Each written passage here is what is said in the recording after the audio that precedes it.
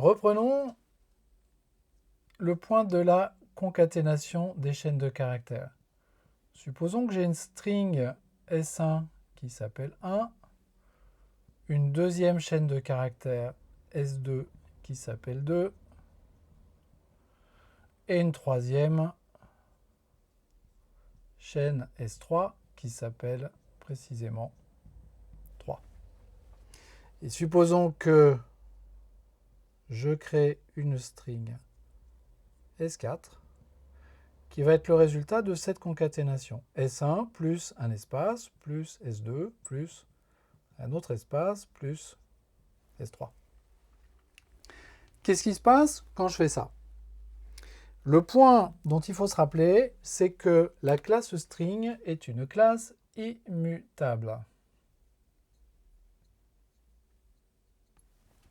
Ça veut dire que je ne peux pas changer la valeur d'une chaîne de caractères une fois que je l'ai fixée.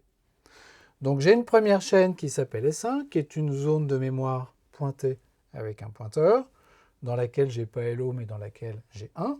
Et puis en fait, j'ai une deuxième chaîne de caractères qui est ici, qui n'a pas de nom, mais qui est la chaîne de caractères vide.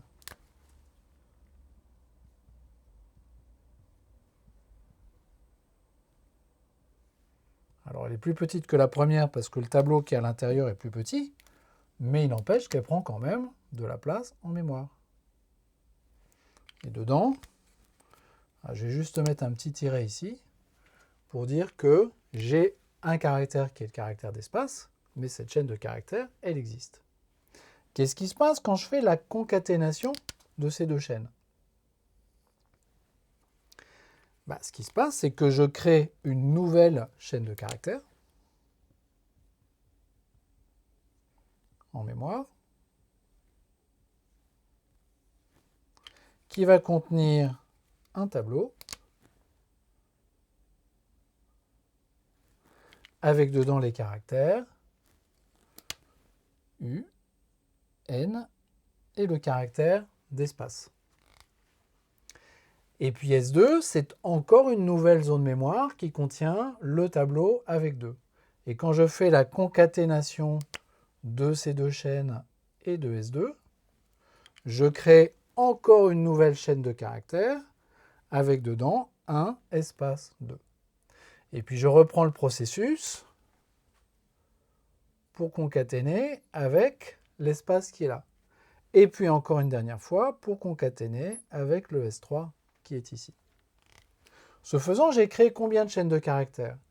Une première pour la première concaténation, une deuxième pour la deuxième concaténation, une troisième pour la troisième concaténation, 1, 2, 3, et une quatrième pour la quatrième concaténation. Donc à chaque fois que j'écris une concaténation, je crée un nouvel objet, je crée une nouvelle chaîne de caractères. D'où est-ce que ça vient? Ça vient du fait que string est immutable. Je n'ai pas le droit de rajouter des caractères dans le tableau des caractères d'une chaîne existante. Ça, c'est interdit par le fait que string est immutable. Qu'est-ce que je vais faire de S1 plus espace, de S1 plus espace plus S2 et de S1 plus espace plus S2 plus espace? Je vais les jeter. Ces trois chaînes de caractères-là, elles vont aller nulle part. Elles vont être jetées. C'est un petit peu du gâchis parce que j'ai réservé de la mémoire, j'ai mis des choses dans cette mémoire, j'ai créé des pointeurs, et je sais qu'en fait, à la fin de l'évaluation de cette expression, ces pointeurs ils vont partir à la poubelle. Alors ça, c'est un peu un problème. C'est un problème qui est identifié depuis longtemps, qui s'appelle le problème de la concaténation des chaînes de caractères. Et c'est un problème qui a en fait, historiquement dans les versions de Java, deux solutions. Dans les anciennes versions de Java, la première solution s'appelle le string builder. Et on va voir cette deuxième solution. Et dans les versions plus récentes de Java, en fait, il y a une solution qui est que c'est pas grave. Pourquoi? Parce que dans les versions récentes de Java, en fait, l'exécutable Java, le runtime Java, la machine virtuelle Java, la JVM, se rend compte de ça et ne va pas créer ces objets intermédiaires comme ça. Elle va les créer de façon différente et grosso modo, elle va s'arranger pour ne pas avoir à les créer.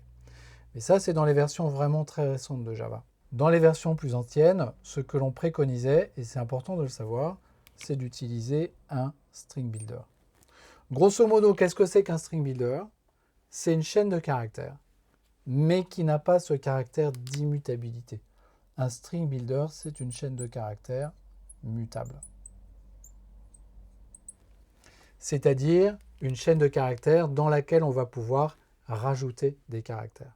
Alors, pour éviter d'être tenté d'utiliser string builder partout au lieu de string, déjà, cette classe, elle s'appelle pas string, elle s'appelle juste string builder. Donc, c'est une classe qui permet de construire des chaînes de caractères. Alors, comment ce string builder va-t-il fonctionner? Je vais me créer un string builder. SB égale new string builder.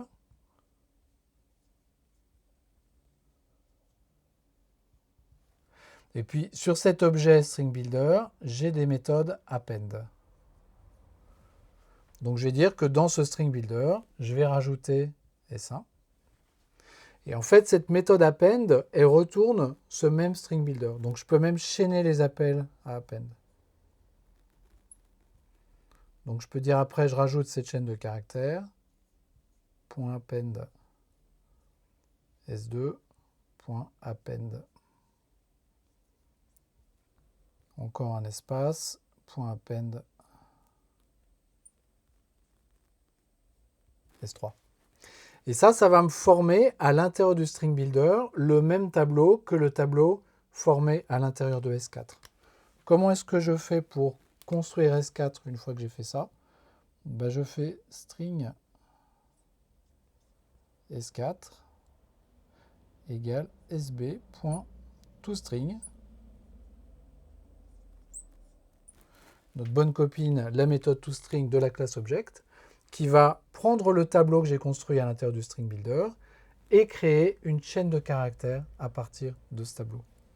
La différence entre ces deux codes, c'est que tout ça,